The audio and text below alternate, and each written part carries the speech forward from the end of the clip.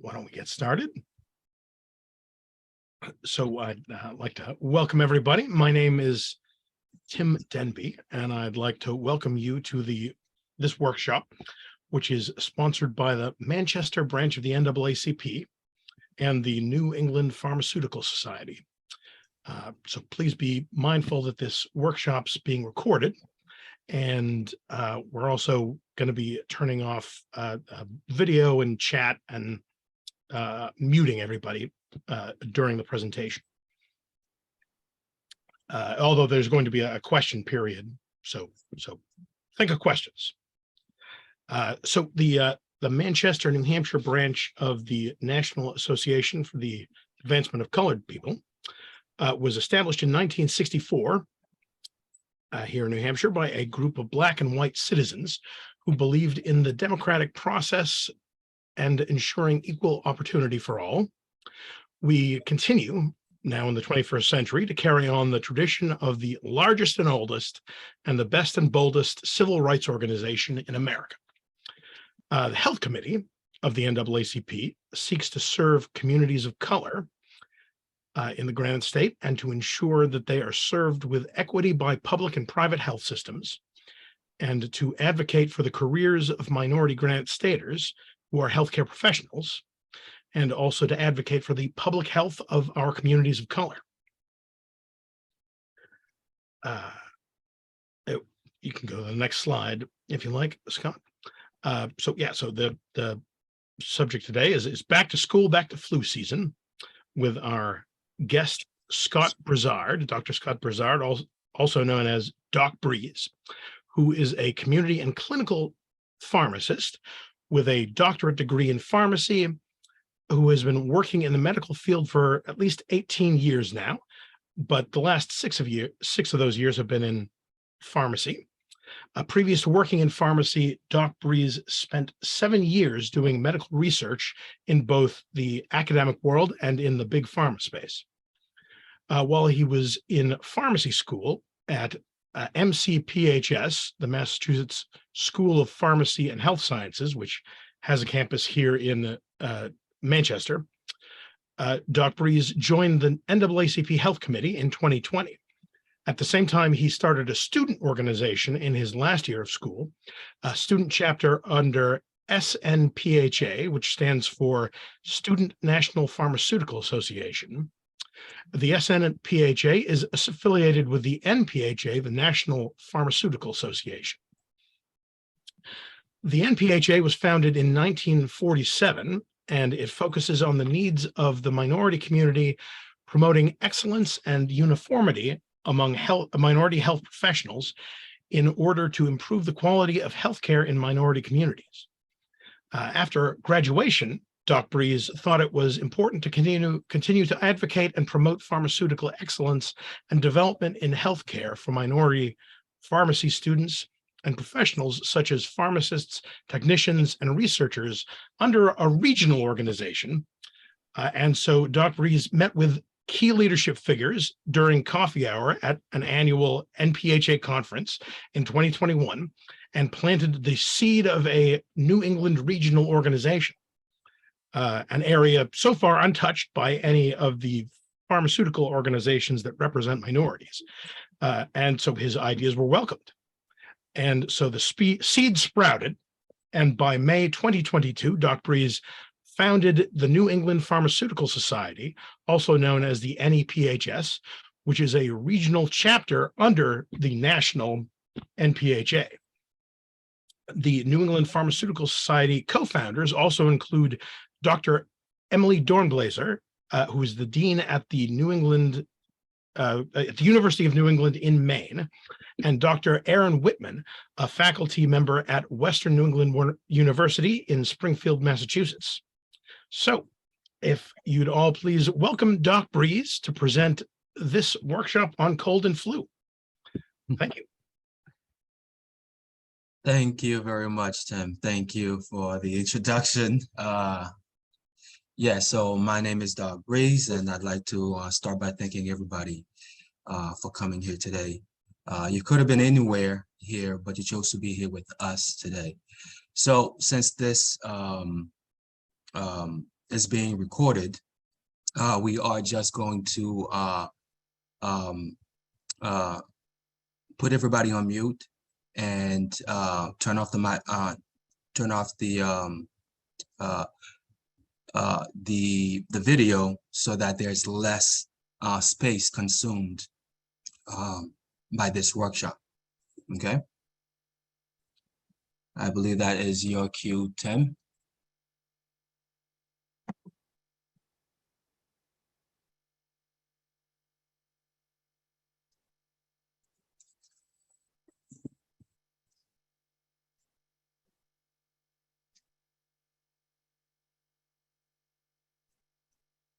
Yeah, everybody should be set to go. go. Yeah. Excellent.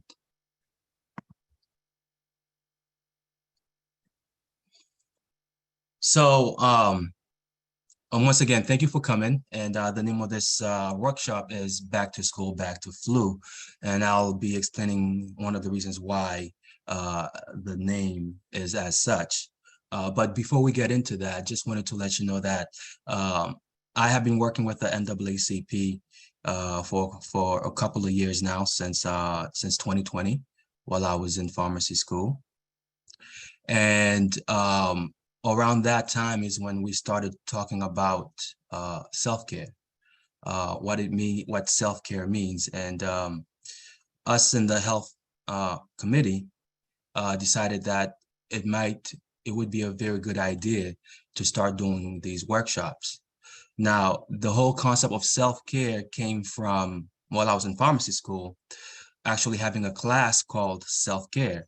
Now, the class named self-care was regarding over-the-counter products and how to advise patients and make recommendations how they can take care of themselves.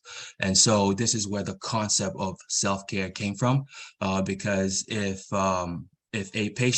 a person has an issue that could be easily mitigated with self-care just by knowing a few information, having some basic education about some items, then this could prevent them from having their conditions worsen and perhaps end up in the urgent care or in the ER, or maybe even worse. And so this is where the concept of this workshop came from. And so one of the primary, like I mentioned, one of the primary reasons why these workshop series are being done is to simply just to educate the population and anybody who is willing to listen and willing to learn. At the same time, we also let everybody here that's attending to consult with your pharmacist, with your primary care provider, regarding any matters, any situations, as this workshop is simply to educate, not as a form of consult. I believe Tim already covered all of this already, so I won't really go too much into it, but you can find us both England Pharmaceutical Society as well as the NAACP Manchester branch chapter. You can find us on Facebook, you can find us on Instagram, on LinkedIn, and in fact, the Manchester branch recently launched their own YouTube channel. So you can also find some of these workshops, some of the videos posted on YouTube as well.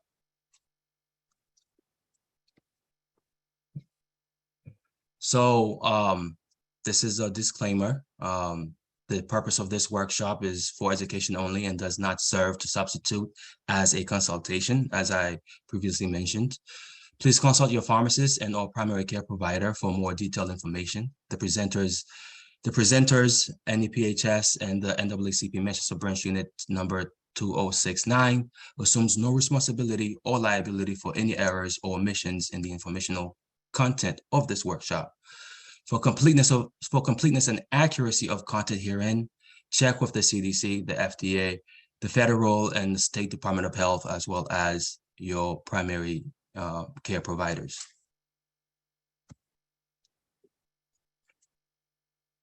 So, back to school, back to flu is the name of this workshop. Safe use of OTC, flu, cough, and cold medicine. And I am yours truly, Doc Breez. And so I said I would give a reason why that we're doing this workshop. Everybody catches the flu. Everybody catches a cold at some point throughout their lifetime, as long as they're living in somewhere in the northern hemisphere of this earth of ours, right? So back when I was in school, my first year in pharmacy school, my very first semester, as a matter of fact, you've probably heard of, the freshman 15 and things like that.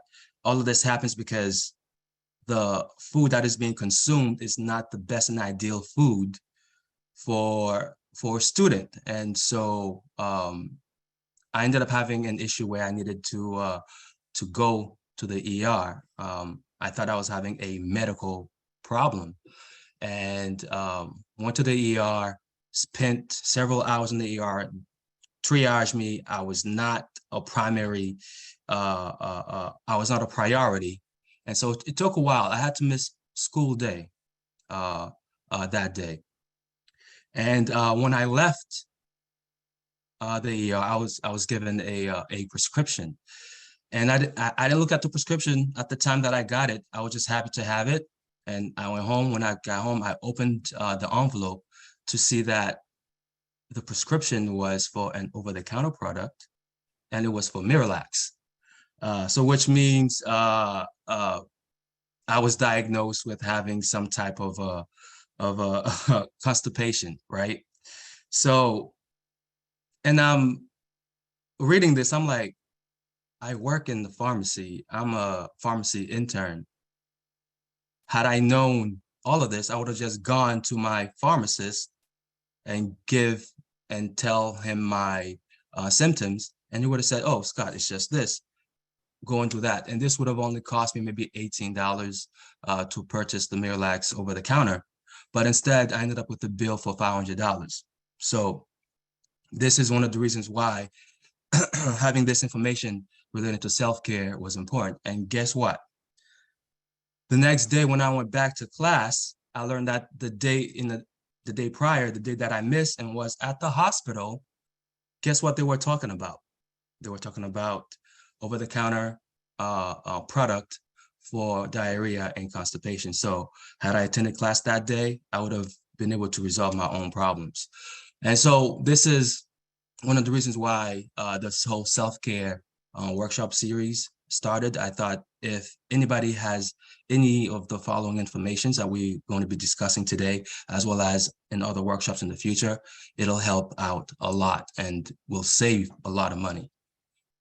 So the main objective of this workshop is, as stated over here, this will be the meats and potatoes of this workshop. It's to select an appropriate flu, cough, and cold product, all of which is based on your symptoms, and to determine which active ingredient in combination products that is suitable for each person, because a combination product has various ingredients in them to combat a lot of symptoms, but you might not have all of the symptoms that's listed on the drug fact label. And here is a general outline of what we'll be discussing today. This is simply there to give you an idea of what we are going to be talking about in this workshop. So pay attention, because there's going to be a pop quiz, okay? And well, I guess it's not so much of a pop quiz anymore since I just spilled the beans that there's going to be a pop quiz, but we'll pay attention, and there'll be a question and answer at the end. So hold all your questions until the end.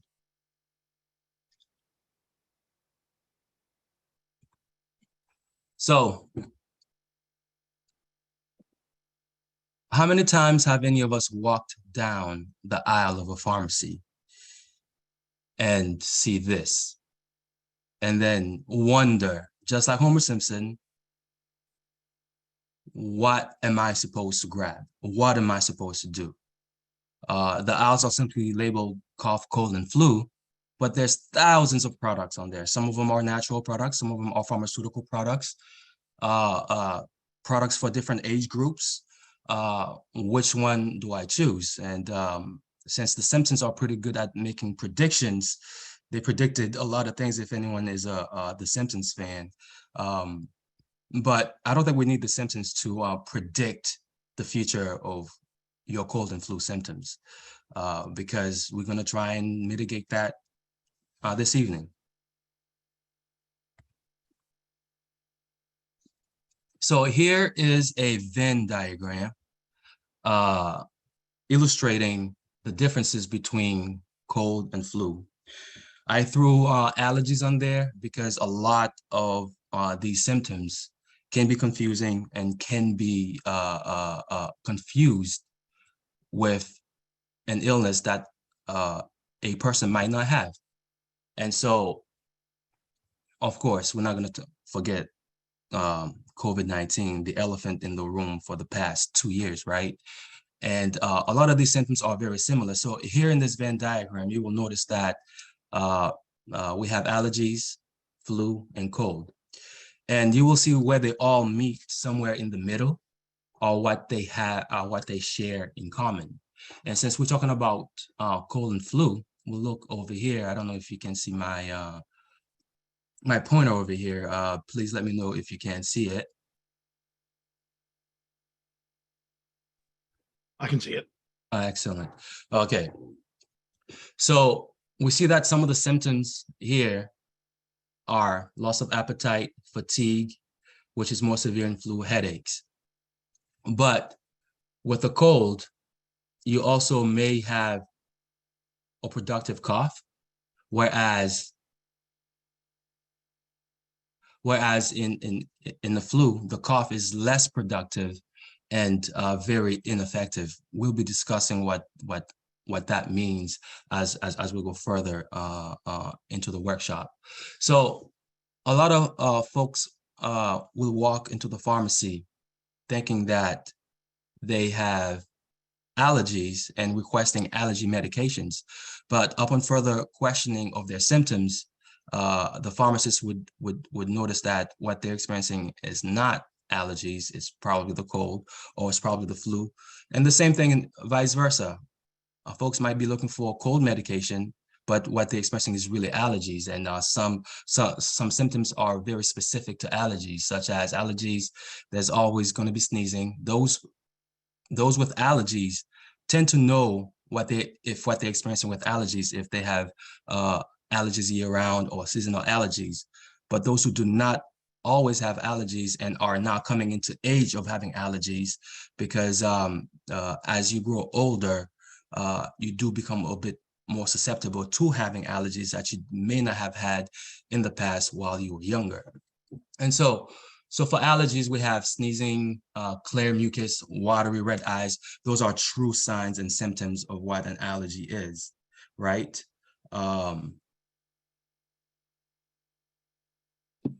True signs of what an allergy is. And if the person is aware of what the allergen is, then they'll take proper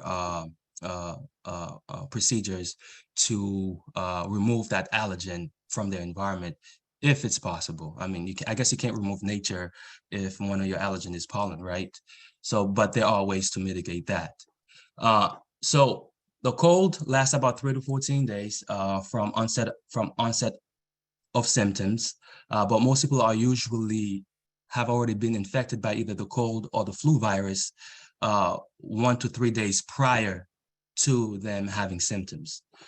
Symptoms can last 3 days, 1 to 3 days to appear after infection. Productive cough by 4th and 5th day. Yellowish mucus, fever can occur in children. And the flu, unfortunately, may last a little bit longer, 1 to 30 days. But on average, about a week to 2 weeks. It usually occurs in the winter. A new article came out recently from Mass Eye and Ear Infirmary showing a relation to the flu and the cold during the winter. So for a very long time, our parents have told us, oh, don't go outside in the cold. You'll catch a cold, right? And for a very long time, there was this concept and idea that the cold outside does not cause the cold. But finally, there's evidence that shows that. This article came out last month, I believe, in December. So again, back to flu, fever over 100 degrees. If the flu worsens, it can develop into pneumonia and perhaps even other infections such as bronchitis. It can cause severe muscle soreness and aches. When you have the flu, it's nothing like you've experienced before. And in my household and in my family, we've experienced the cold, the flu, and pneumonia. And that was only in December. Several people have experienced that in my family. So it's definitely something that's contagious. Now, when it comes to some of these conditions, illnesses, differential testing can lead to proper diagnosis, and which will lead to the right medication to use.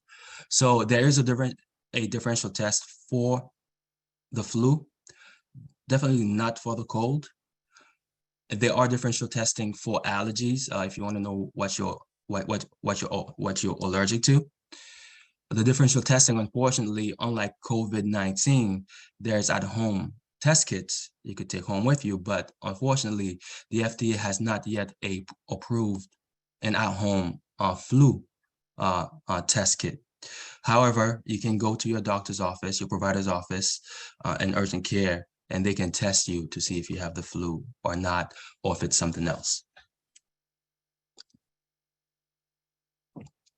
So, is it the flu, the common cold, or something else? That is the question. And as I previously mentioned, a lot of upper respiratory infections can appear to be the same. And if you don't know what it is that you're experiencing, then it'll be hard for you to know how to treat it. So this is why we have this slide here, just to give you an idea of some of the common illnesses that most people experience, such as allergies, the common cold, the flu, strep, and pneumonia. And some of the common traits of these illnesses, with pneumonia, we have a persistent fever, changes in sputum color.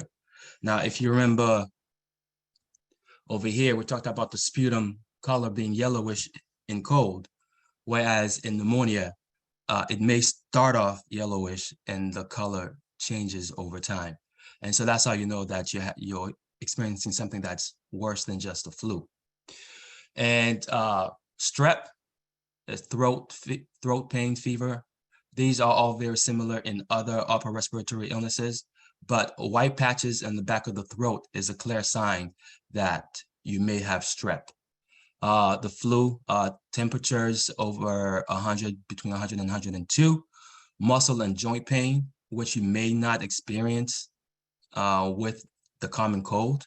The common cold, what you'll mostly experience is when it comes to body aches, it's more like malaise, dull pain, but the flu, the pain can be severe. And allergies, as previously mentioned, it's itchy nose, eyes, itchy throat, repetitive sneezing, watery nose, maybe even congestion, all of which happening all at the same time. 1 minute you're congested, 1 minute you have a runny nose.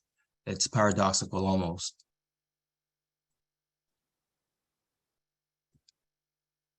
So yes, we are still talking about the signs and symptoms of the common cold. Now, this slide here is to show that you may have a cough. You may have symptoms that appears to be identical to the common cold or the flu, but your cough might be caused by something else, right? So we're gonna explore some of these causes.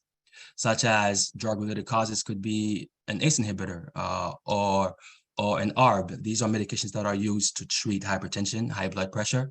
So whenever you see a medication that has pro at the end of it, like lisinopril, ramipril, quinapril, or for the ARBs, which would be losartan, it has sartan at the end of it, losartan, valsartan, irbesartan. All of these are ACE inhibitors and ARBs that can cause a cough.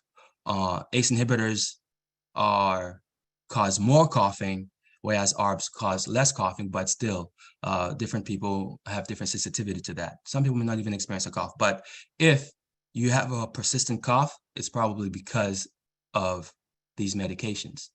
Some other medical conditions that can cause a cough, so in the lower respiratory tract infections, we have pneumonia, as previously mentioned, acute bronchitis, TB, asthma, COPD, and other lower respiratory tract infections. With the upper respiratory tract infections, as previously mentioned, we have the common cold, the flu, we have pharyngitis, also known as strep throat, we have sinusitis, and other upper respiratory tract infection. So this is just a list of some of the common illnesses and medications. This is not the full gamut of all of these medical conditions. And obviously smokers and vapors will also have a persistent cough because smoking and vaping goes into the lungs, irritating your lungs, thereby your lungs wants to irrigate and get rid of these irritants, and coughing is one of the ways of doing that. So as previously mentioned, the common cold is a viral infection. It's caused by over 200 plus viruses. Rhinovirus, yes, coronavirus, that's always been there. Not the coronavirus that we know now, that has been globally infecting everybody, but coronavirus is one of the viruses that causes the common cold. Opiate withdrawal will also cause some of that as well. Let's see, what else did I want to say here?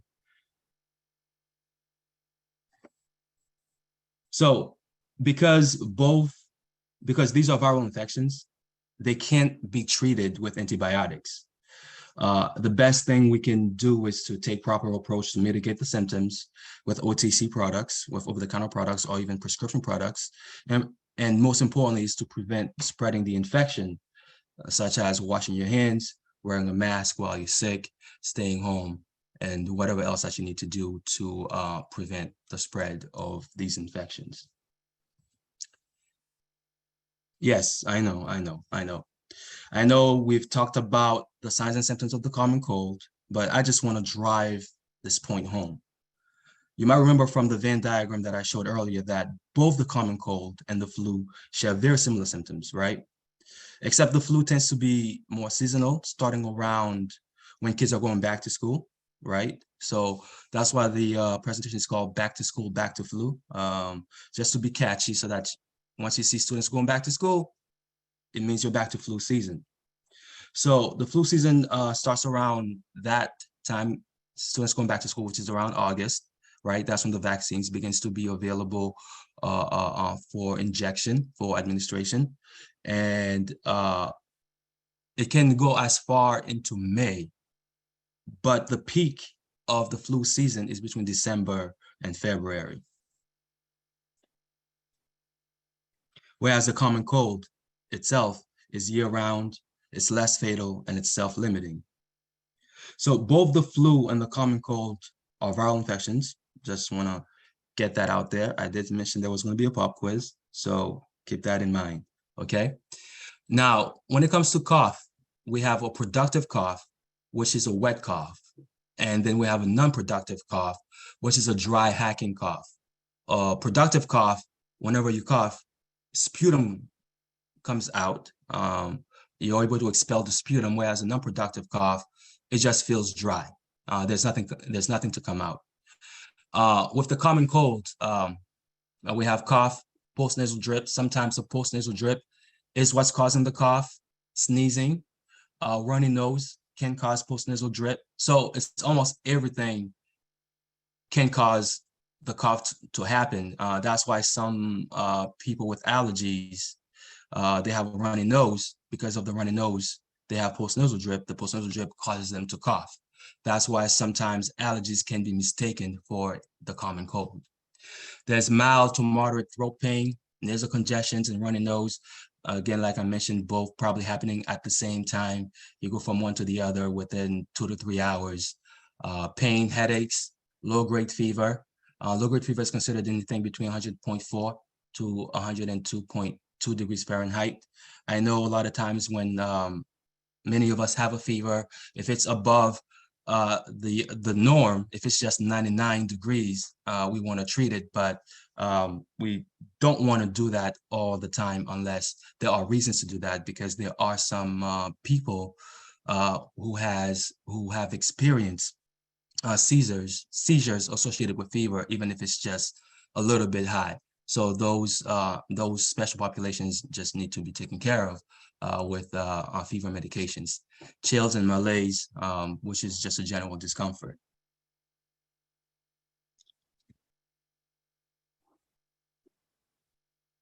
So right now, we're just going to look at the US mapping of the flu from November to the end of last month, December. So this was at the beginning of November. We could see that green on the map means minimal presence of the flu virus in those states, whereas blue represents a very high presence of the flu virus in those states. So look at November, beginning of November. Towards the end of November, we see a lot of the green states are now in the red zone, red being high, okay? Here in December, almost everybody's red, barely any greens anywhere. Now let's look at the end of December, right? So there's not much to say here. The proof is in the pudding, right? This was taken out of from the CDC website. They keep a weekly track of the flu. In the beginning of the flu season, they release it every 2 weeks, but by December, they start releasing it every week to keep track of the flu season, since December through February is the peak of the flu season. So keeping an eye on this flu watch will help them figure out if the flu is worse this year compared to previous years, and what actions that the CDC need to take in order to reduce flu infections.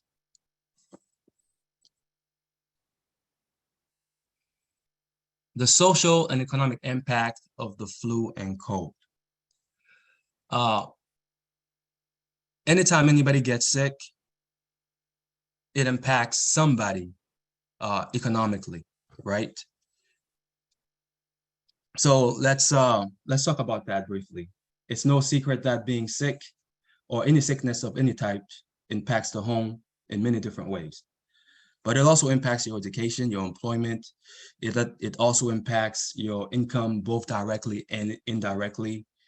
So we're going to briefly talk about that in general, and then we're going to talk about specific populations that are more impacted by this. So we have the workforce, right? So many of us have a job. If we are sick, if we get the flu or the cold, to prevent infecting others, we may have to stay home. Staying home means loss of work time. If you're working an 8-hour shift, whatever 8 hours that you were supposed to work that day, you might lose that 8-hour income that you would be bringing home to the family. But even after going back to work, remember, we said that the flu can last up to 30 days. So even after your symptoms have disappeared, or you're using OTC products to mitigate your symptoms, you still feel there are still some symptoms that you feel, and you are not at full capacity. It's been reported that when most people go back to work, they're only at 46% capacity of work. So productivity is reduced by 54% for that person. So what does that mean for that person? It could mean that they might get in trouble with their boss. The company might make a little bit less money because there's less productivity. Now imagine if this is happening with just one person, but imagine if it's more than one person that's sick at work and coming back to work. So productivity is reduced substantially, right? So we have the direct costs, we have the indirect costs, which I just mentioned, and then we have the direct costs, which would be the costs that you pay out of pocket when you go to your provider's office or when you go to the pharmacy to purchase your medications. So it definitely does impact the general public economically. Now, we talked about how it impacts you economically. Now, imagine if you come from a low-income household, right? You're barely scraping by.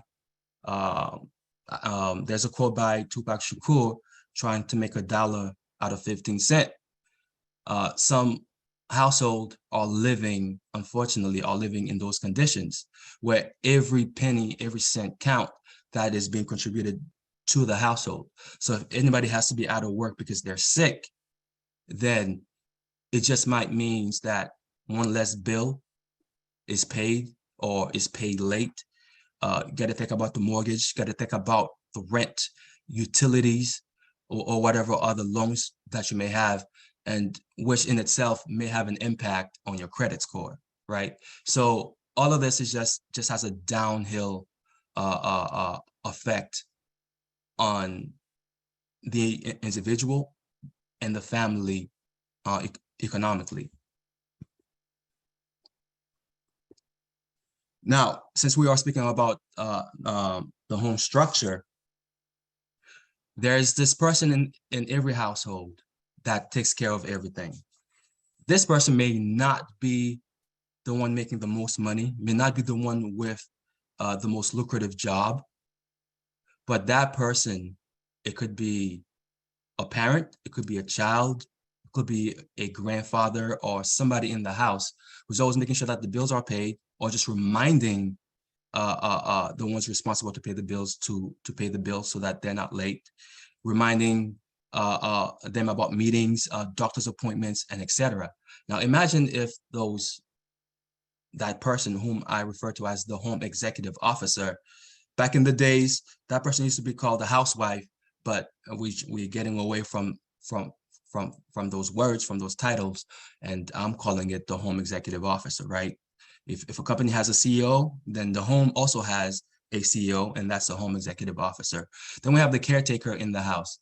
If they're sick, who's going to take care of the house? Who's going to make sure that everything gets done? So it impacts the house immensely as well. In the house, there may be people who are either teachers or students. If you're a teacher, you can't go to school because you're sick. It impacts the education of those students who are in class.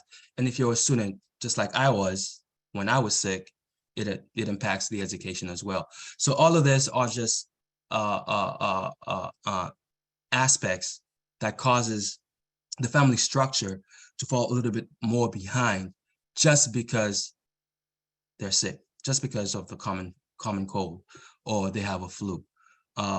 You know, when somebody says, "Oh, I have a cold," a lot of us tend to look past it like, "Oh, it's just a cold, right?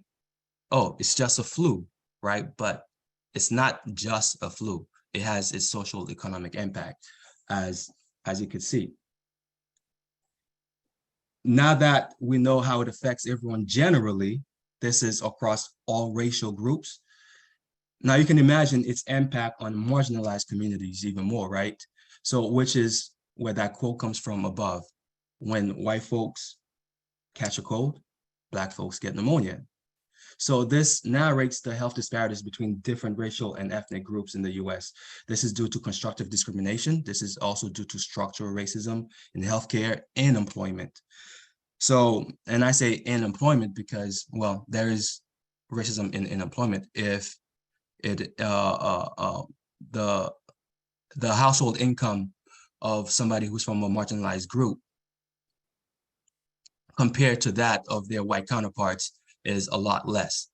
So the white male being at the top of the group, bringing home the most income, and it goes all the way down to the Black female making the least income compared to their white female counterpart.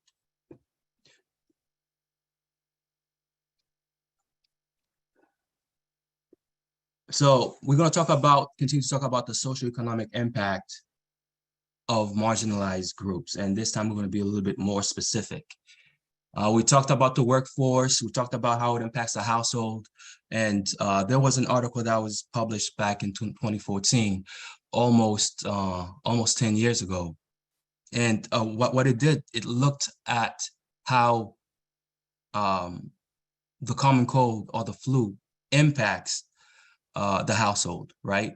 And we talked about lost work days, which would be like indirect costs to the patient. So on average, when somebody catches the cold or the flu, they may be out of work for 1 to 3 days. Now, assuming that this person is making $15 an hour here in Massachusetts, that's the minimum wage. And in New Hampshire, the minimum wage is $7.25. Imagine how much money that this person is losing, is not taking back home with them for those days that are missed. Now, when you do the math, $15 per hour for an 8-hour shift, that's a whopping $120. That's a lot of money, right? Now, imagine what if that person made even more? That's even bigger losses that's coming to the house. Those of you who has to clock in and clock out of work and get paid by the hour, we know a day lost is a day without pay. And this is serious. This impacts the house, and it's been said that money matters in the house. And it's been said that income tend to predict if a marriage is going to last long or brief. This sometimes forces us to push ourselves to go to work when we're sick, when we shouldn't go to work, and when we should be at home trying to get better, because bills don't get paid by themselves. So we have to go to work. And so we fight through it, and we just go to work and pretend and try not to cough and try not to sneeze so that your boss doesn't send you home. But that's just the impact. That's just things that forces these marginalized groups to go to work because they're already underpaid. And so a sick day is a day without pay. So while others might be driven by guilt due to low staffing at work, they end up going to work. Like, for example, in the healthcare field, there's low staffing across the board. If you don't go to work, that's just more people who's going to be doing the work that you're going to be doing, putting the more burden on them. And so out of guilt, you might end up going to work when you should not go to work. One, you shouldn't go to work because you got to take care of yourself. This presentation is about self-care. And secondly, you also put others at risk. But logic does not win over what we're feeling, right? So there was another study that was performed, and I believe this one came out last year. It's a cross-sectional study. It showed that overall, Black, American Indian, and Alaska Native persons had the highest rate of hospitalization, ICU, deaths compared to their white person's counterpart.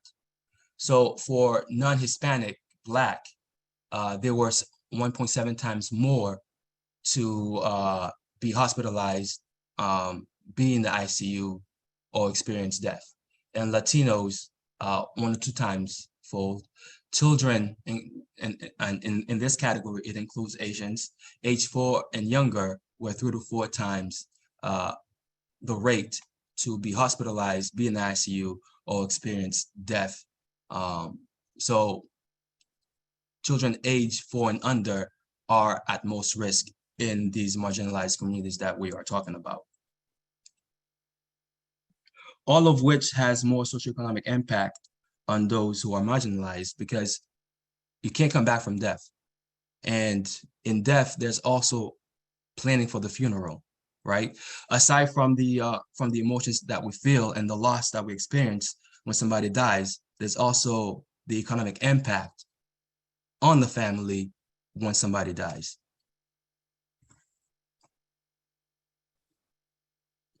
So here we're going to talk about vaccines and drugs to treat the flu or to prevent worsening of the flu. Now, these vaccines and antiviral drugs are simply here to reduce morbidity and mortality. They are not a cure. Just like getting the COVID-19 vaccine does not mean you will never get COVID-19. It just means that it'll reduce the risk of hospitalization and severity of the disease. So we're going to talk about vaccines and populations at risk. So for the flu vaccine, there are 2 vaccines out there which are egg-free, because there are people who have egg allergies. So Flucelvax and the Fluria would be that.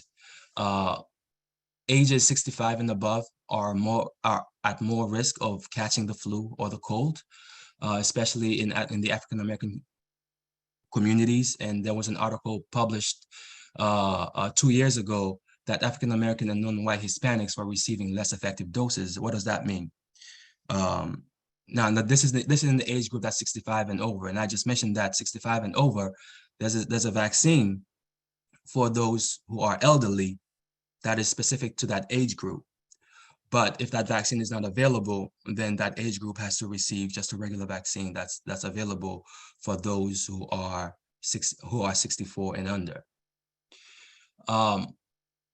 I encourage everybody with underlying conditions such as asthma, COPD, or any other respiratory illness to get a pneumonia vaccine, because if you catch the flu and you have these conditions, it just may worsen these conditions that you already have. Getting your Tdap vaccine every 10 years. Most people don't think about the Tdap vaccine because it's every 10 years. I mean, do you remember what you did 10 years ago? Do you remember if you got a vaccine 10 years ago? You might not. You may remember that you got the flu shot every year, but vaccines from 10 years ago, you might not remember. And the reason why the Tdap vaccine is important is because of the pertussis part of it. Tdap stands for tetanus, diphtheria, pertussis, and pertussis is also a respiratory illness. There are antiviral treatments and chemoprophylaxis out there for the flu. Tamiflu being a common one that is used. Influenza is a disc healer that is not very common. Tamiflu is recommended in people with underlying conditions who are at risk of catching the flu. And so using it as prophylaxis during flu season is beneficial to the patient. And that's just that's a small group, a subpopulation of people who need prophylaxis with Tamiflu during flu season, in addition to getting a flu shot.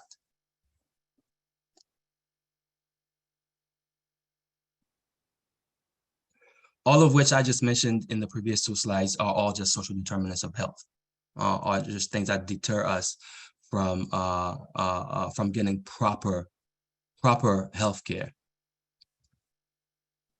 Flu, cough, and cold transmission and prevention. So transmission is direct person to person. It's airborne. It also can remain on surfaces for a few days. So if I sneeze on my hand and then I touch a cup and then somebody else touches the cup, even if it's a day or 2 later, if the cup hasn't been washed and somebody else touches it and then touch their eyes or the nose or the lips, and then that's transferable in that way as well. The flu has a incubation period of 1 to 4 days. And the best way to prevent that right now is to do the things what we've been doing since COVID started: hand washing, sanitizing, masking, Good indoor ventilation also plays a big role. There's a YouTube video that I was going to show you regarding mask, but I'm not sure if we'll be doing that. But if we have some time towards the end, I will show you that. So what do you do if you're already sick? Well, it's to prevent yourself from getting worse by staying home, hydration, use over-the-counter medications to mitigate those symptoms and prevent spreading the virus. Washing your hands and wearing a mask is definitely very beneficial, not only to yourself, but to the public. So I did say there's a pop quiz. So this is for anybody to answer. What causes a cold or flu? You can put it in the chat, or you can, put it in the chat, and somebody, the host, will read that, since I can't see the chat right now.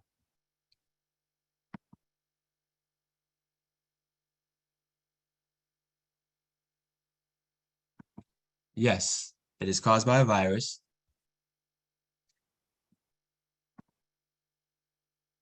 Yes, it's a virus infection of the upper respiratory tract. When can I expect to feel better if I have the common cold or the flu?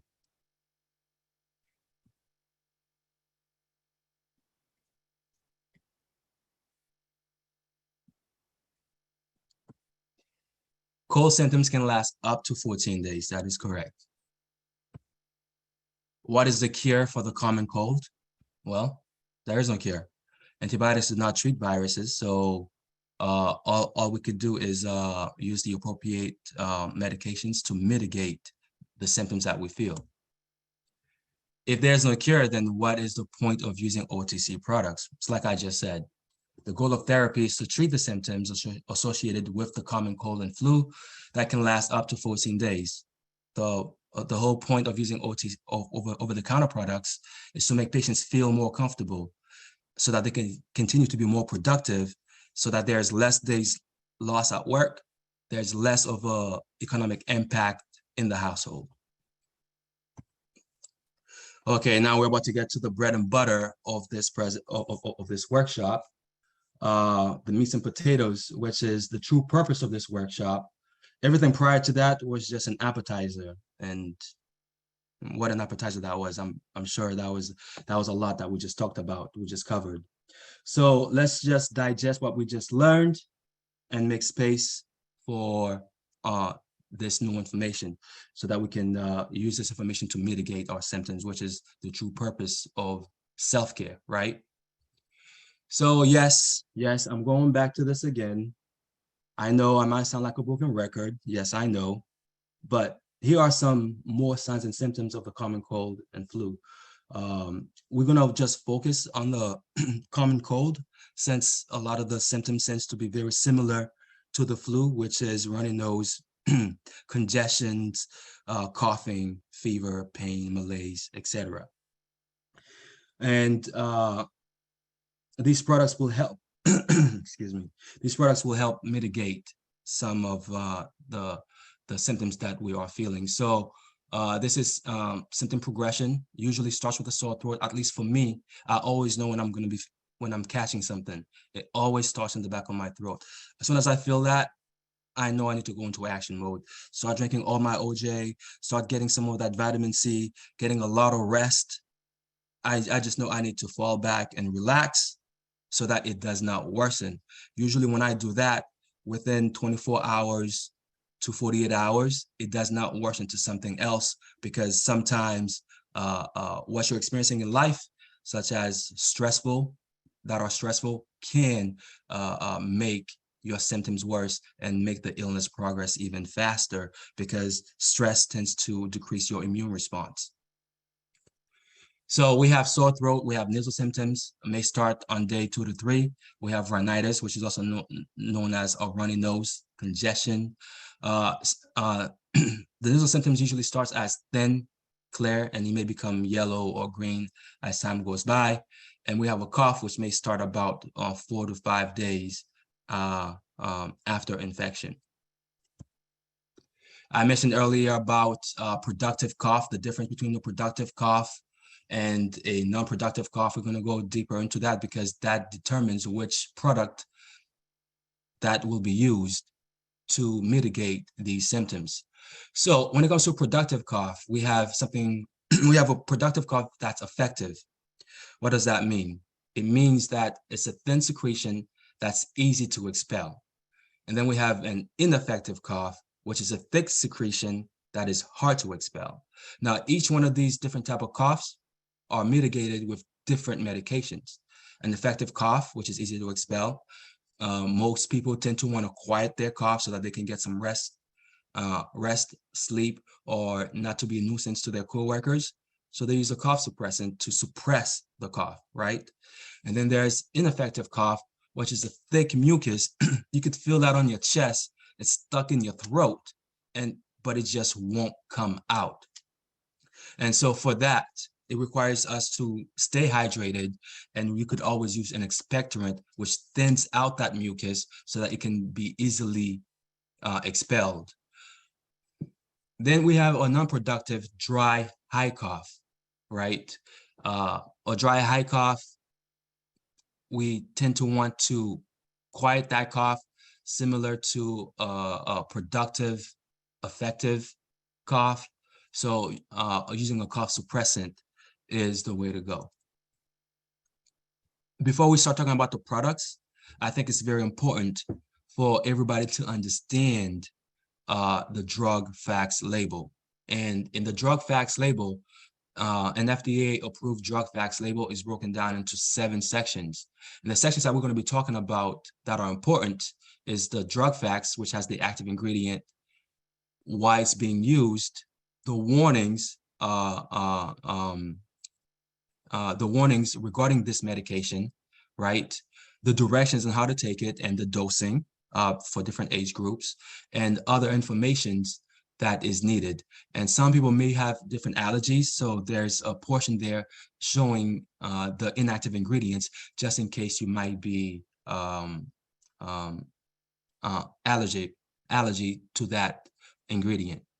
So this right here is an example of Tylenol that I got online. And Tylenol, the generic name for Tylenol is acetaminophen. And it tells you the purpose of that active ingredient: pain reliever, fever reducer.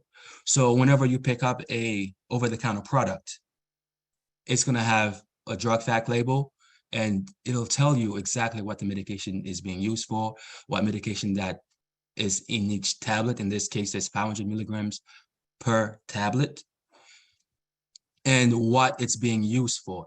Here it says temporarily relieves minor aches and pains, right? And then some of the warnings for certain populations. In Tylenol, one of the warnings is towards individuals with liver problems.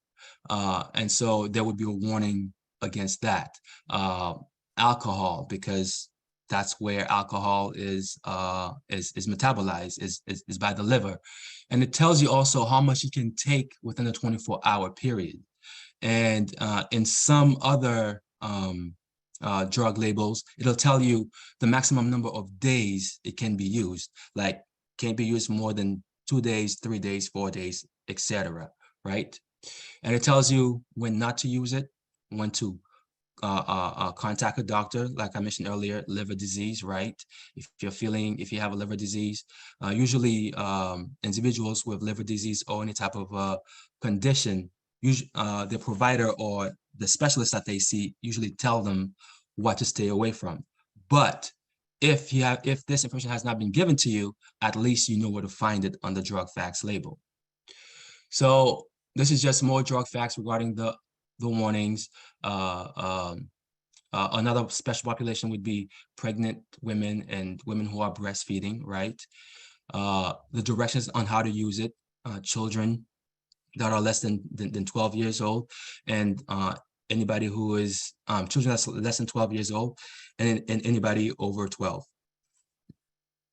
Other information is about how to store it, and you could find other information is on there as well that tells you about the appearance of the tablets, the color it's supposed to be, and etc. Okay, but the main ones that should be something that you look at as a consumer are 1, 2, 3, and 4. Okay.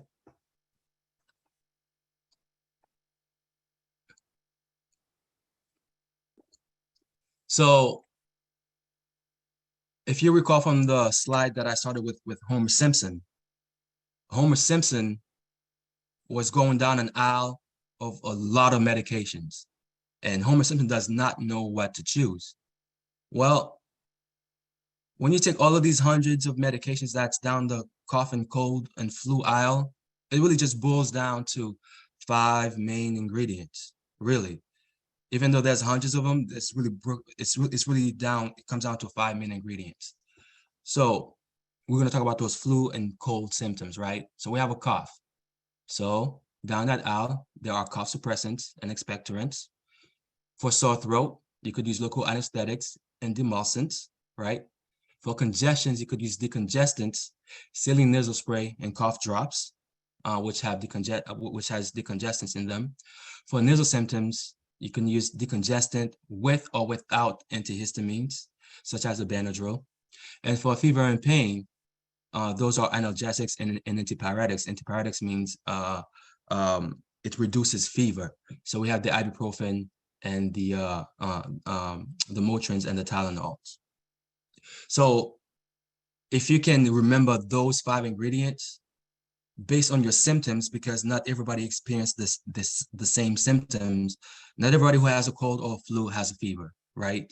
But you may have a cough.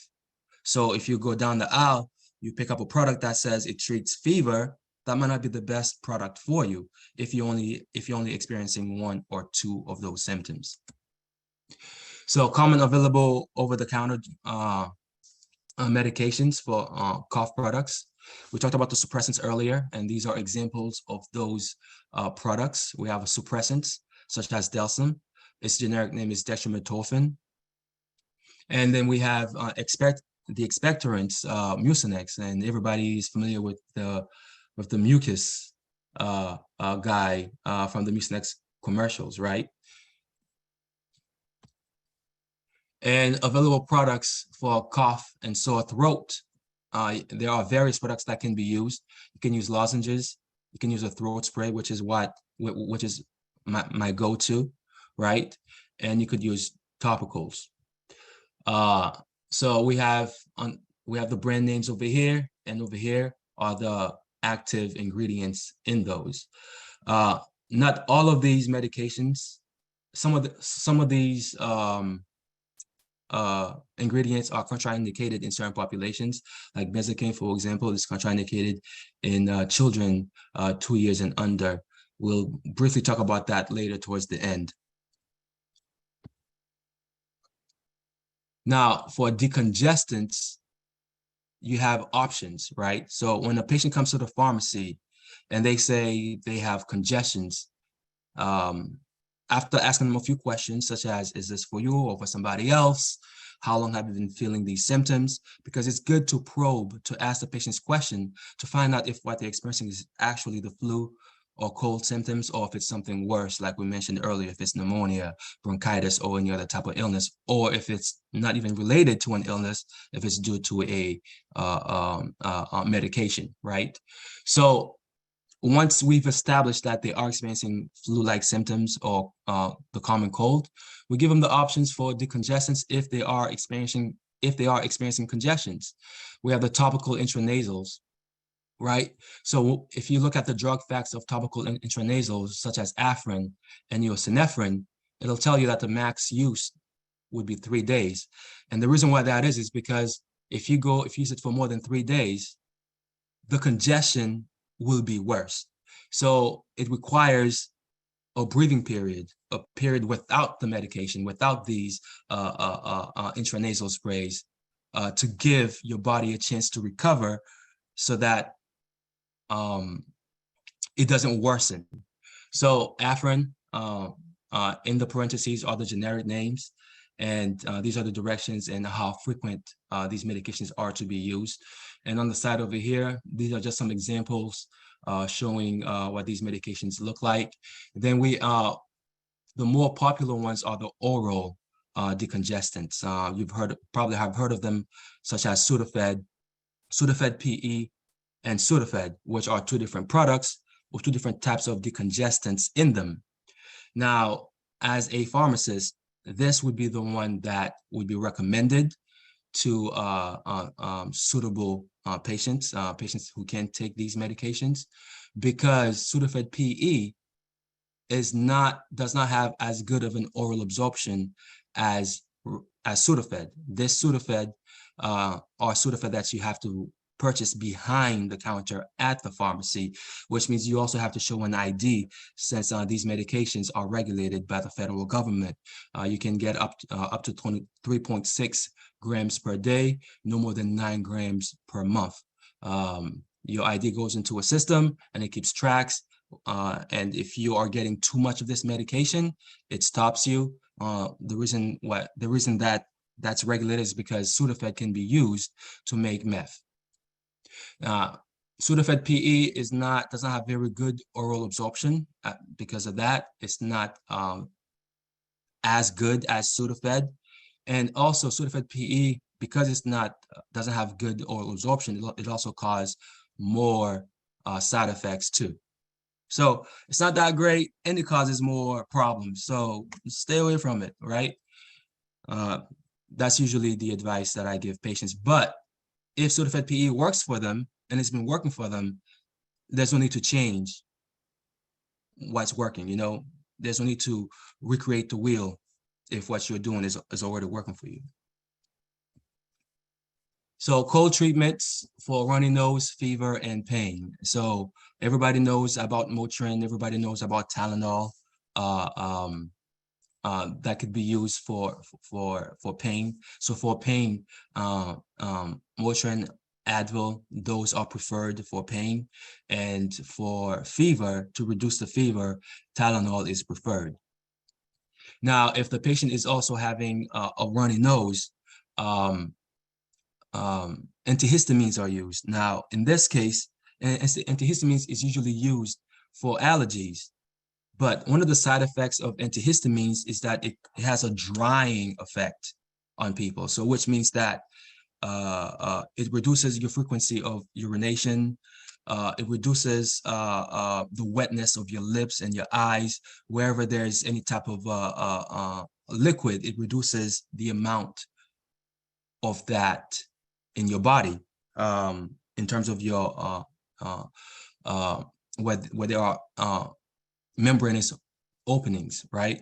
And so to exploit that side effect, you can use an antihistamines. And that's why when many medications are picked up at the pharmacy for cold and flu in combination products, you will find an antihistamine in there. The antihistamine is either a Benadryl, which comes under the name of diphenhydramine as a generic name, or you will see it under other names, other antihistamines. The drug fact label will tell you what the medication is and what it's being used for. So with all that said, all in all, it's just these medications that you need to know. Whenever you go into the pharmacy or the aisle, if a medication has the word D in capital next to it, it just means it's a decongestant. For example, it's a pseudoephedrine. So like Mucinex D, it just means Mucinex, which is an expectorant, has a decongestant in it, which is why it's called Mucinex D, right? If it has PE, it's also another decongestant, but PE stands for phenylephrine. If there's DM next to it, like Robitussin DM, Mucinex DM, right? The DM stands for dextromethorphan. And guaifenesin, as I previously mentioned, it's a mucolytic. It thins out the mucus, making it easier to expel. And you will find these guaifenesin in Mucinex and in Robitussin. Analgesics are Tylenol, and which is often found in combination products. Ibuprofen is not found in these products. It's usually Tylenol that is being used. And the reason why Tylenol is being used in these cases is not only for pain, but also to reduce the fever. And as I mentioned in the previous slide, you will find antihistamines in a lot of these combination products as well to help take care of the runny nose. But also, antihistamines has a sedating effect, which causes people to fall asleep, right? And so if you have the cold and flu, and one of the recommendations is for you to get as much sleep as you can, well, there you go. It's already in the combination product, or you can also add this to your list of medications to help mitigate your symptoms and to help you fall asleep. It's not recommended to use for sleep, only for sleep, but if you have a flu or you have the common cold, it's okay if it's in the combination product. And we talked about combination products, and there are a lot of combination brand name extensions. I remember a few years back, Alka-Seltzer was only used for one purpose, and now we have Alka-Seltzer, cold and flu, day and night, which means that this is a brand name extension. It's what it was being used before. Now there's different ingredients in that brand name that is being used to combat cold and flu. These brand name extensions, watch out for them. This is the reason why I mentioned the drug facts label earlier. It's very important to just look at that. That way you know what it is that you're getting. So I know some people are brand name shoppers. That's fine. But I just advise you to look at the drug facts. Okay, game time again, right? One has a productive cough, and it's also an effective cough, which means it's easy to expel. One has a chest tournament and does not want his cough to be disruptive. What medication is best for one?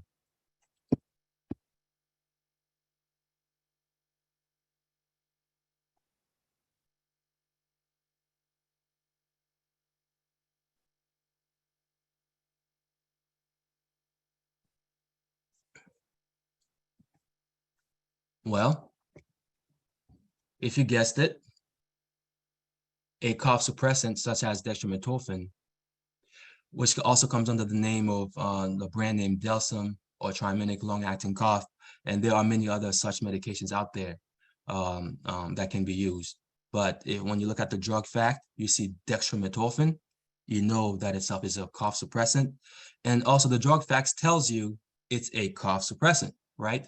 Just like when we looked at the drug facts earlier for Tylenol, it told you that it's an analgesic, and it also told you the reason why it's being used. Next one, Josephine has an ineffective productive cough, but she has a hard time expelling the secretion. What's the best option for Josephine?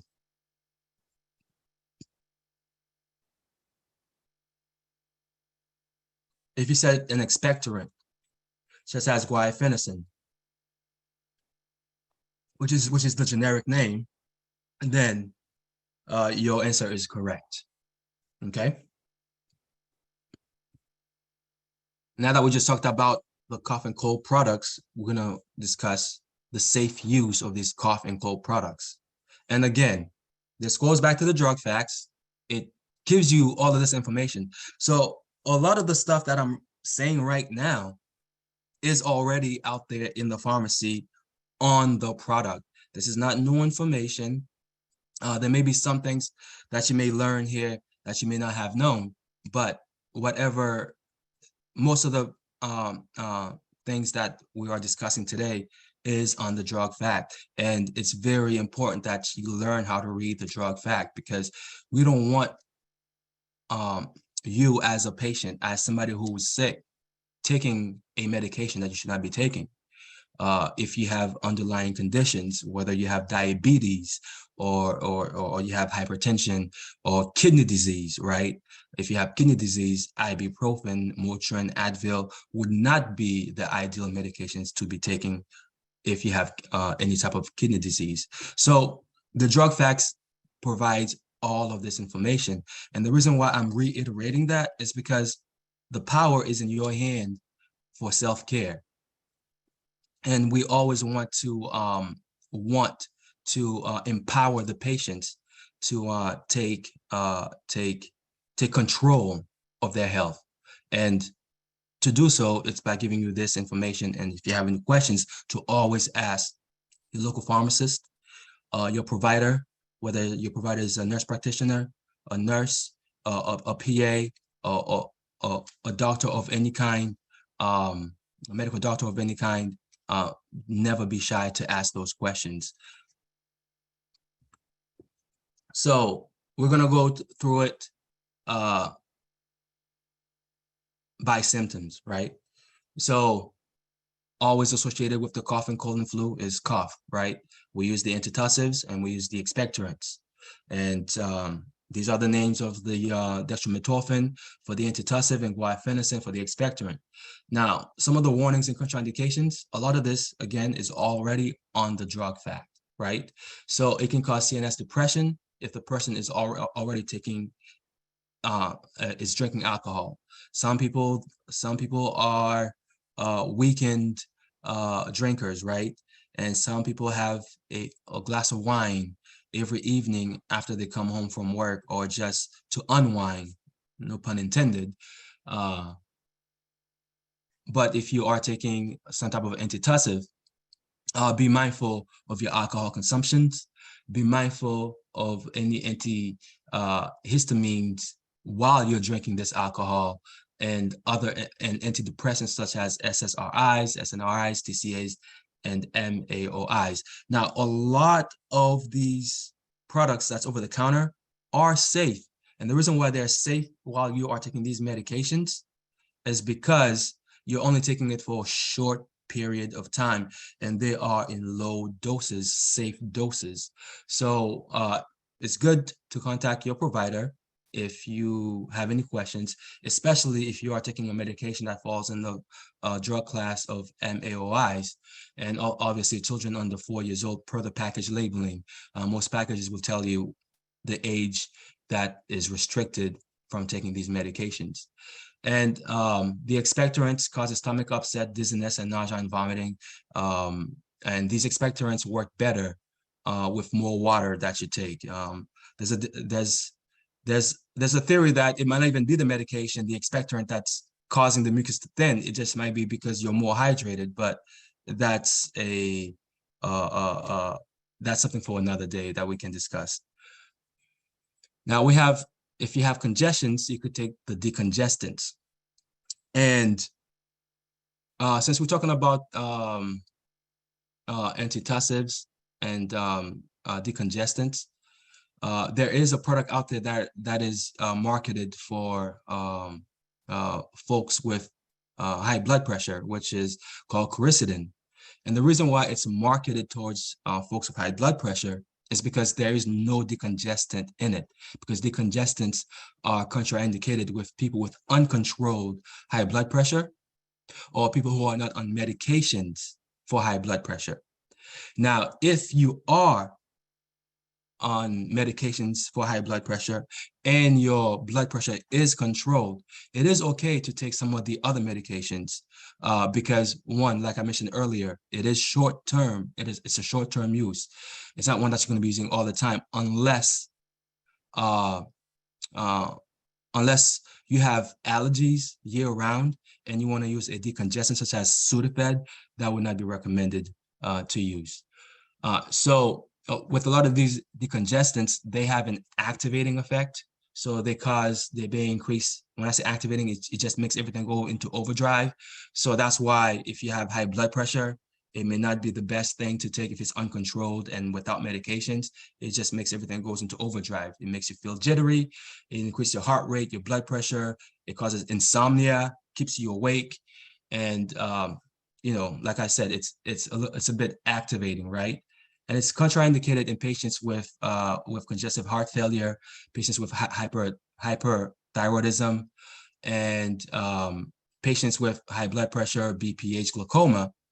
But again, if you are taking medications for these conditions, And since you'll only be taking these decongestants for a short period of time, maybe 2 to 3 days, it's fine. But always consult your provider, always consult your local pharmacist for more information. Then we have the intranasal medications, which cause local stingings, dryness, and sneezing. But that's just because it's going up your nose. For runny nose and fever, we have the antihistamines, the antipyretics, and the analgesics for the pain and for the fever. I mentioned earlier that in a lot of these combination products, there are different type of antihistamines that you may find in them. Like I think in ZzzQuil, doxylamine is used in ZzzQuil as well, along with other combination products that's advertised for cold and flu. You will find diphenhydramine in majority of them. So you'll mostly find doxylamine and diphenhydramine used. In some, you will find chlorpheniramine and brompheniramine used in them, but those are not always available over the counter because the top two are the more popular ones that's used in combination products. And the warnings, precautions, and contraindication that's associated with them is that it's an antihistamine. One of the side effects of antihistamine is causes drowsiness and sleepiness. And so, which means that operating heavy machinery may not be advisable, especially if you're very sensitive to that.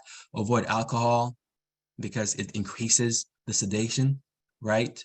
And caution an elderly because elderly, the concept behind that is that as you grow older,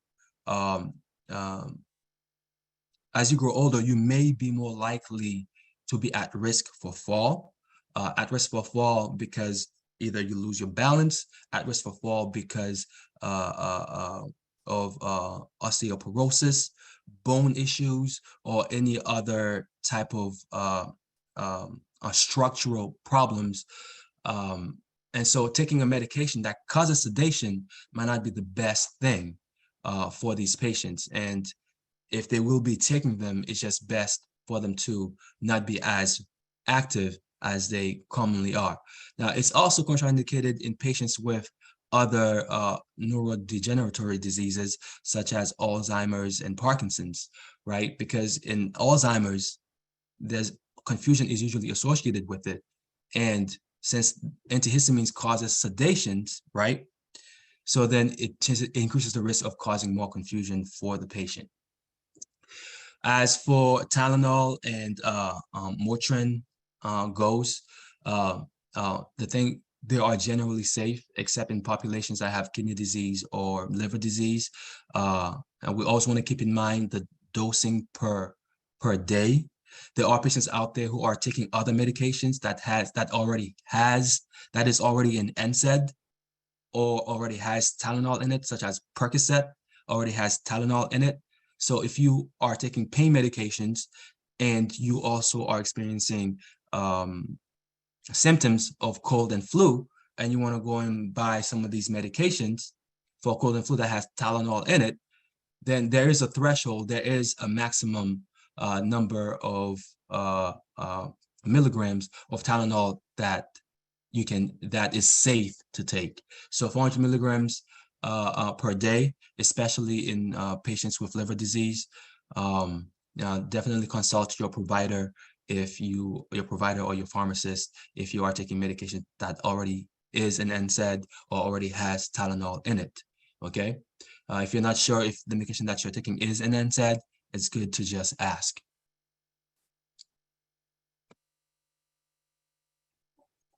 Now, last but not least, we have sore throat lozenges, which is a local anesthetic, demulcent, cough suppressant, and the medications that's usually found in them is either benzocaine or menthol. Menthol, camphor, avoid use near open flames because they're very flammable, very volatile. If you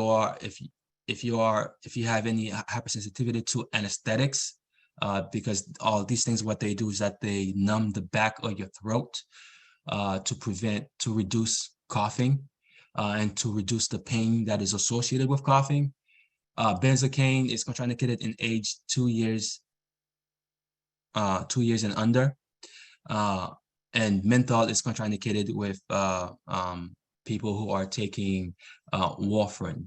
So it's always good to, those who are taking warfarin tend to know what they can or cannot take, because their provider tells them, gives them a lot of information, since warfarin requires regular blood draw to check the levels of warfarin in the body. So if anything ever changes in the patient's diet or in the patient's oral intake, it can affect the bioavailability of warfarin. So in this slide, we're going to talk about some special populations, such as pregnant women, women who are breastfeeding. We'll be talking about infants and children, and we'll just be talking about some of those medications that we've discussed earlier. So antitussives are safe in pregnant women, but there are some antitussives who do have alcohol in them. And as we know, alcohol consumption is not recommended while you're pregnant because it can cause birth defects. So it's good to look at the inactive ingredients, which is where that information will be found, to know if there's alcohol in the product. Most products out there have removed alcohol from their product to make it safe for pregnant women, thereby increasing access to medication for these special population. There's limited data on breastfeeding, but again, this also goes back to the alcohol, right? In infants and children, there's also limited data about it, but the American Academy for Pediatrics warns against the use of it. Ages 2+, you need to consult the FDA approved label, because some of these medications have age restrictions. Again, this goes back, like I said, to the label. It tells you what age group can take these medications and at what quantity these medications ought to be taken by these age groups, and maybe even per weight as well. Decongestants, avoid use during the first trimester and prolong use during the latter trimesters, right? Because decongestants, they cross the placenta. Now, when we're talking about pregnancy, we're talking about the medication crossing the placenta and potentially having fatal harm to the fetus, right? It's present in breastfeeding. There's also limited data. I was supposed to write data, not date on that. The AAP warns against the use of it. The FDA does not recommend for ages 2 and under. You might notice a trend here. Ages 2 and under is usually where a lot of these FDA approved labels stop. And one of the reasons why that is, and there's not a lot of data about these populations, is because of ethics, right? Do you want to do research? Do you want to do research on a pregnant woman, where the medication that is being used in research may harm not only the woman, but may harm the fetus, right? So because of that, there are limited data on a lot of these medications that's out there, including prescription medications. And so it's always good to consult your primary care provider, your pediatrician, your OB regarding safe use of these medications, because they will have more specific information about them. So for nasal symptoms, we were talking about first generation antihistamines. All this time I've been talking about antihistamines. Those were first generation antihistamines. There are second generation antihistamines, which are usually well known under Claritin, Zyrtec, Allegra, and etc. So first generation antihistamines are safe in pregnant women, but second generation antihistamines are preferred, like I mentioned, such as Claritin and Zyrtec. So if you need to take an antihistamine for your nasal symptoms, going with a Claritin or a Zyrtec might be the safer route for you. And it is present in breast milk, and is contraindicated because it's a first generation antihistamines. And the reason why that is because of all the side effects that's associated with it, right? These antihistamines for children, because there are cold and flu medications out there advertised for children, and they do come in different strength.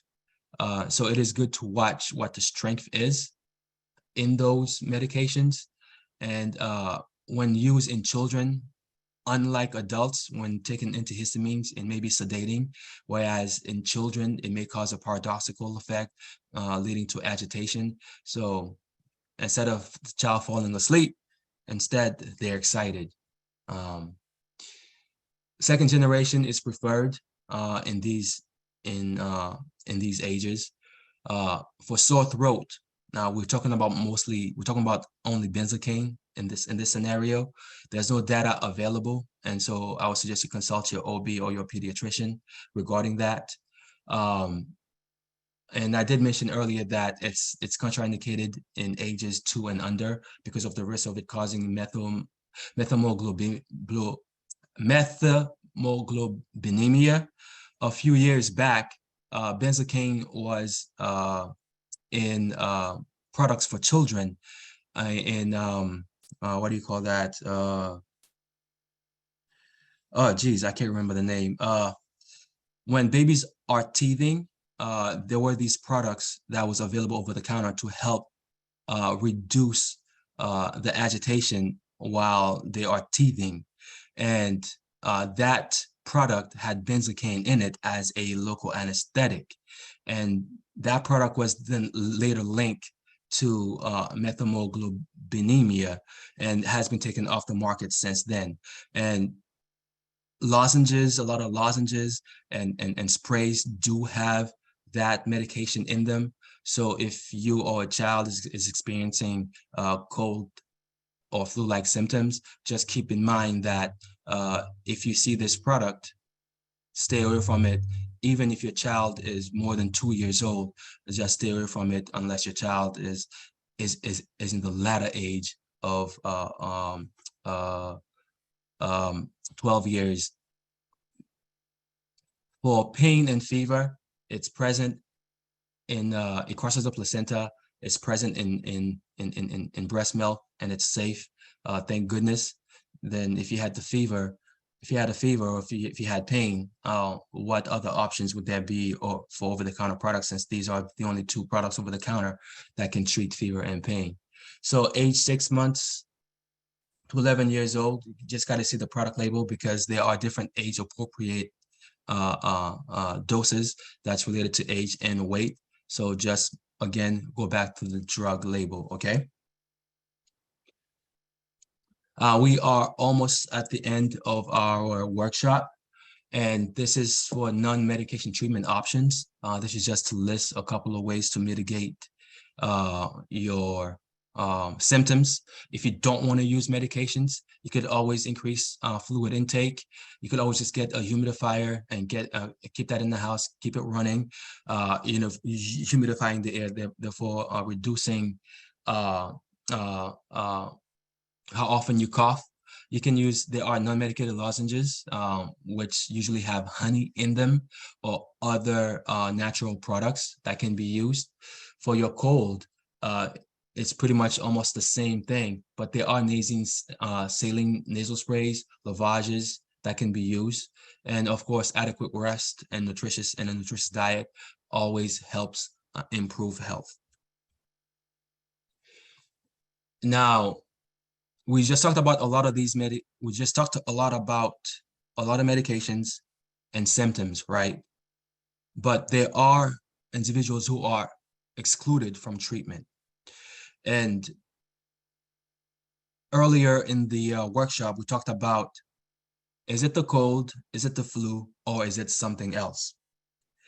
And when it is something else, it means you're excluded from using over-the-counter products.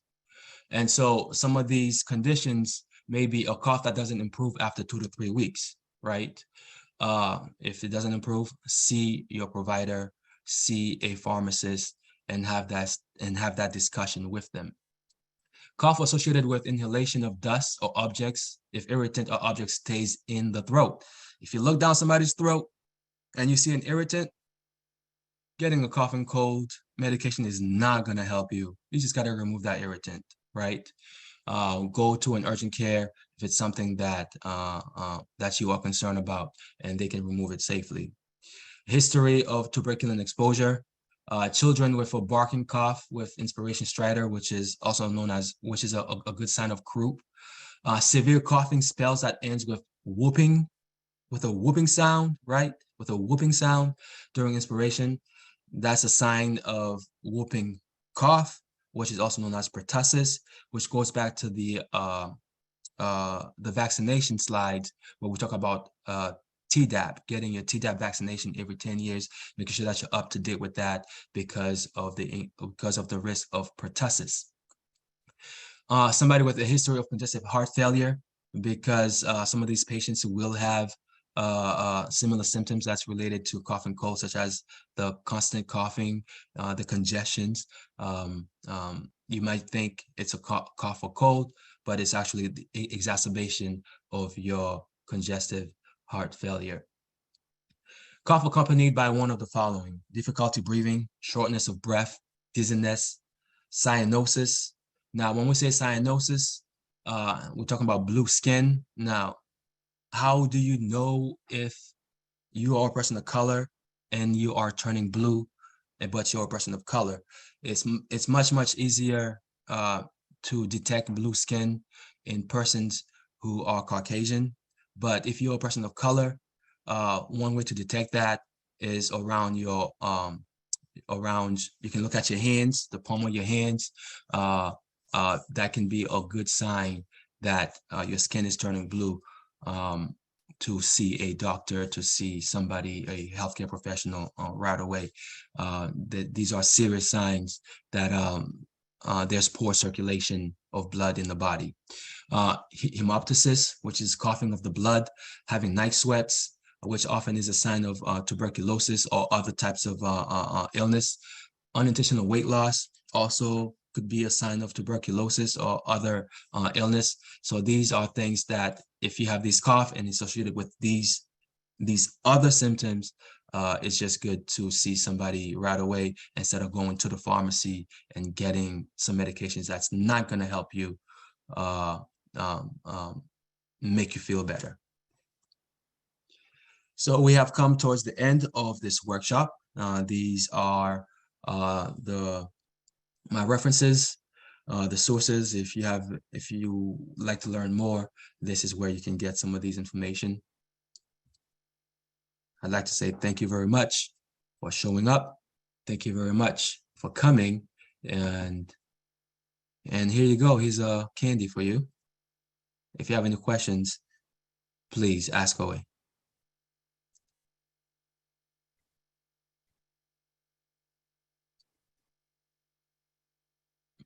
While you think about the questions that you may be asking or you may want to ask, or just want to make some announcements, I don't know if you'd like to take over from here, Tim. Well, actually, I could probably ask a question. You know, with supplements, you know, like herbal supplements, there's the issue that you're not always like necessarily getting what it says on the label. Like maybe you try to get fish oil and you get shrimp oil or something like that instead, right? So it is, since what you talk quite a bit about the ingredients in the drugs, the over-the-counter drugs, is there any issue like that, or can you be pretty sure you're going to get what's on the label? So an FDA approved label. Okay. So let's talk about drug production and manufacturing.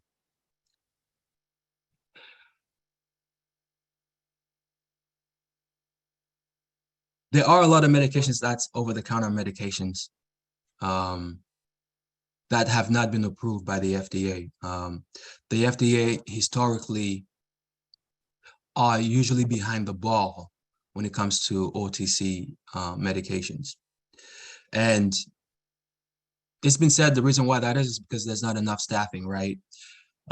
There's also another saying that, oh, it's politics, and things like that. Sometimes a medication could be on the shelf. After 2 or 3 years, it's been on the shelf causing harm, and then that's when the FDA issues a recall that this medication does not have the ingredients that's listed on there and things like that. So unfortunately, there's a lot of those medications out there, right? But then there are medications that you can count on that is fine. All the ones that I have mentioned in this workshop are FDA approved, have been looked at by the FDA, researched, because those medications have been around for quite some time. And it's and all that these manufacturers are doing, just taking these age-old medications and putting them all together in one package for the patient, for the consumer. So if you are getting Tylenol 500 milligrams, you know that you're getting exactly acetaminophen 500 milligrams. Now, a patient came to the pharmacy one time and said, "This is not 500 milligrams. This weighs 2 grams." I said, "No, the tablet might be 2 grams in weight, but the drug label is concerning the active ingredients. Everything else that's in the tablet is to bulk it up, is to keep the ingredient stable, and etc. And to protect the ingredient, the active ingredient, which is the medication, which is what's gonna help improve your health." And so you can count on those being what they say that they are. For herbal medications, now that's a field that is not regulated, right? That's not regulated, and they are not under any type of manufacturing regulations where it has the space has to meet certain requirements and etc. So this is not to scare anybody. This is just to inform you of some of these products so that you can make appropriate so you can take appropriate measures in, regarding your health. If you have more questions, you can always just call the phone number that's on those drug facts labels. A customer representative can help confirm what's in the product for some of these herbal substances. Now, so you can't always count on the herbal substances being what they are, but there are some companies out there who do go through the same process as the FDA, even though it's not required. It's because, you know, they want to build their brand, they want to build their name, and so they go through all of that so that the consumer can be confident that what is marketed is what they're getting, because the name depends on it. Thank you for asking that question. That was a good question, actually.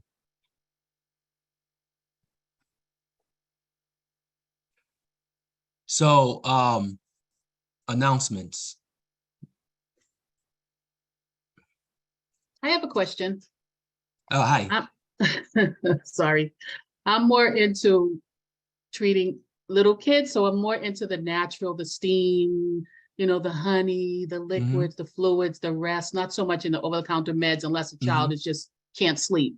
And then maybe at night they can't sleep. But with adults, I didn't hear anything about codeine. I know, and it's been a while since I've done that work, but I've heard about cough medicines with codeine. And I wanted to know if they still prescribe codeine for cough and how often. So yes, so for adults, they still prescribe codeine for cough. And so one thing I wanted to mention earlier, thank you for bringing that up with codeine and cough medicine, is that if anyone has been to the pharmacy recently, you will see that the shelves are empty in the cough and cold section. And unfortunately, it's happening at the peak of cough, cold, and flu season. And there's also a very shortage of children's Tylenol and children's ibuprofen. So if your child has a fever, and these medications cannot be purchased over the counter. If they can't be found over the counter, it means it also cannot be ordered by the pharmacy, even if it's a prescription. So talk to your provider about getting an alternative. So Tylenol is also available as a suppository. So if you can get a prescription for that, that could be helpful as well. And it's unfortunate that I have to tell these parents when they come in for their child, I'm sorry. It's very heartbreaking when they have a child home that's experiencing these symptoms. But to answer your question, Dr. Adine, so the answer is yes. Yes, it's still prescribed for adults, and it's prescribed in the form of Cherituxin, which is it's prescribed in the form of Cherituxin, which has codeine in it. But those medications are also not available right now, like most other products, because they're in back order. But for children, when it comes to codeine, it's a stay away type of medication. And codeine is also a stay away type of medication from pregnant women as well. There were some cases in the past where it was found that a pregnant mom had pain, and the provider prescribed a medication that has codeine in it. Now, codeine, when the body absorbs it, it metabolizes it into morphine, and some people are fast metabolizers of these medications, and some people are slow metabolizers. So just because the mother is one, it means that the child could be a different type of metabolizer. And these medications do cross the placenta. They do end up in breast milk. And so if the mother is metabolizing codeine really fast, it means her body gets rid of it really fast. But if the baby metabolizes, the fetus metabolizes the codeine slow, then it just leads to more side effects and potential death. So there's been cases in the past where it has led to fatal death of a child who was breastfed, of a child who was being breastfed by the mother who was on opioid medication for pain. Does that answer the question? Yes, I just wanted to know if they still prescribe the codeine, like the robitussin codeine for cough, if that was still in use. It's still, so thank you, and for the additional information. Thank you. Yes, it's very still a thing in adults, but it's a stay away medication from children and Right. And pregnant moms. Right. Thank you.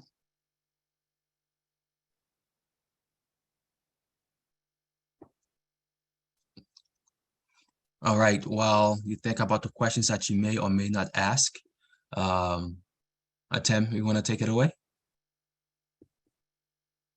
Well, yes. So thank you very much, Doc Breez, for that excellent presentation. And personally, I hope that I'll never cough again now that I've got all this information. And so, yeah, also thank you to everybody who's come to attend, to spending part of your Saturday night with us. So just to let you know, the recording of Dr. Breez's presentation will be posted on the YouTube channel of the Manchester NAACP later in the month. And you can also visit our website at NAACPManchesterNH.com. And you can also see there are the NEPhS, as you can see, is on social media there. And then the announcements we have here on this slide. On Monday, in 2 days' time, Martin Luther King Jr. Day is going to be celebrated. And in Manchester, the community is, so the NAACP and other community groups are getting together at Memorial High School in Manchester. And that's at 1 p.m. So you're invited to that. And there's actually a website associated with that, mlknh.org, that I just put into the chat. And then our next NAACP Manchester Health Committee workshop is going to be 3 weeks from now on Saturday, February 4th at 1 p.m. And this is an online workshop, and it'll be entitled Heart Health, How to Keep Your Heart Healthy. And it'll be presented by Dr. Adine here. So I don't know if you want to say anything about that now, Dr. Adine. Or everybody can just come see. Yeah, Put you right. on the Just come and spot. see. It's going to be a lot of information, and there's going to be some health tips and exercise tips also to help you keep your heart healthy. So just come and join us. Well, yes. So I think that's everything. So thank you again very much, and everybody have a good rest of your weekend, and a good rest of your January. Have a good night.